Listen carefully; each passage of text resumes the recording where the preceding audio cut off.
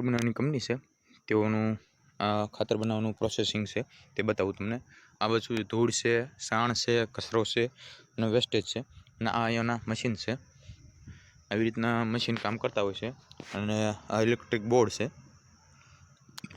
પહેલું પ્રોસેસિંગ અહીંયા આવે, ત્યારબાદ આ બીજા નંબરમાં આવે, અને અહીંયા 3 ભાગમાં કચરો, ધૂળ અને સાણ મિક્સન થતું હોય છે।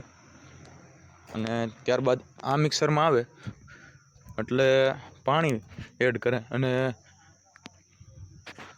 જાડું કરાવે, ત્યારબાદ અહીં આવે, અહીંથી પછી આ મશીનમાં ગોળિયું બનાવે છે।